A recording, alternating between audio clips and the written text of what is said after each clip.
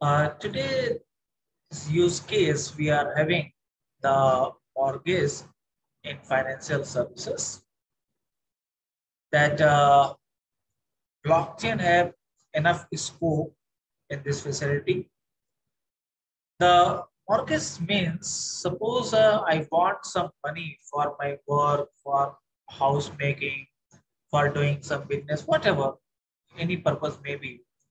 So there are some thing which is needed for the bank or other authority so that they become insured that yes, you will return that amount to them. So for that, we have a certain process in each bank. In several others loan agencies are there. So let's start. So for the mortgage, suppose we take these three steps, that is the origination, the loan servicing, and the mortgage scrutinization. So this mortgage originator work with homeowners to generate certain kind of mortgage loans. Borrowers, appraiser, title companies, some kind of lenders provide data to originate the mortgage. So approximately it takes 30 to 90 days. So the pain point of at this state, we have a time and paper intensive process, too much office work and lots of the paper submission, no standardized format for data. If you are going to one bank, there will be another format, another paper submission. If you will go to another one, then you have to collect according to their format. So these are some pain points.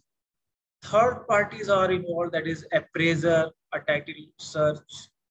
So this type of inefficient process we have. Then in loan servicing, the loan servicer will engage with homeowners for the duration of the loan. Servicing institution will collect payments for the loan time to time and it will distribute to the investors.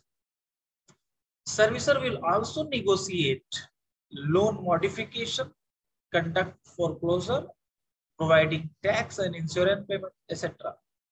So these are some examples of loan services. So the pain point here, no standardized process and data format for this. Documents can be misplaced and normally it happens for most of the person because after years, it is the possibility that you may miss some documents. Some documents are still physically held. And the next one, a disparate IT system, that is the default management, borrower engagement. So lots of the manual processes are also involved here. The third step, you can say, that is a mortgage securitization. That is, vast majority of loans are sold to government-sponsored entities to be pulled to generate agencies like MBS, which is responsible for the mortgage-backed securities. So the pain point we have at this stage, that too much time is taken by for the investor to conduct some diligence. Investor not confident in the data provided from present system to take risk. The lack of transparency.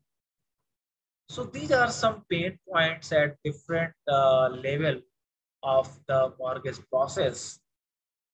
And for that, this is a typical example for blockchain solution for this mortgage process.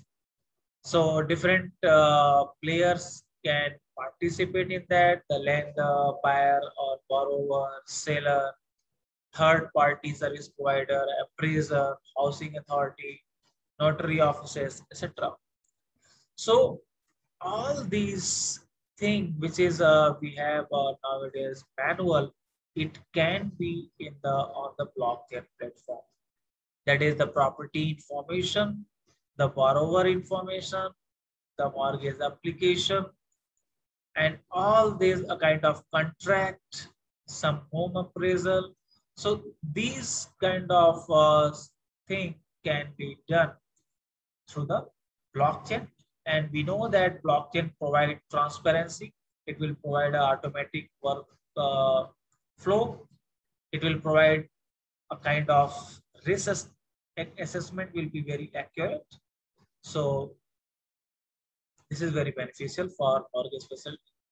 The next one example, we have the syndicate loan, where several investors are involved, and then this type of loan is given. So several stakeholders may be that borrower, participants, book runner, investment bank, several investors as well, some banks, agents, etc. So several entities can participate. So this is the syndicate process, different roles and corresponding to direct and indirect benefits are there. And this is the secondary market from which they can collect the money and they can return accordingly. So in the syndication process for the syndicate loan, they need a certain kind of funds from the different sources, and arrange the pool of participant, the kind of structure, kind of administration arrangement, providing funds to finance the transaction, issuing invitations to participate, and dissemination of the information. So these type of roles are involved in the syndication process, and these are some direct and indirect benefits like the risk assessment, dissemination of the information, transparent insight into the syndicate across all participants, lower overall transaction cost and time. So these are some benefits for the blockchain solutions in this syndicate loan. These are some indirect benefits as well. And the secondary markets, they buy and pool syndicate loans to create CDO for self-investor. If we talk about the investor, then investor of CDO, these are some rules.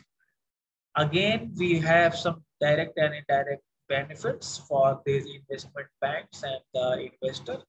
So kind of ownership and kind of providing reliability, accessing some data. There will be some, you can say, a kind of trust on that.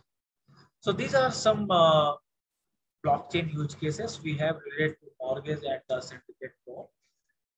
The next lecture, I will talk on the next use case that is related to the trade. So enough for today.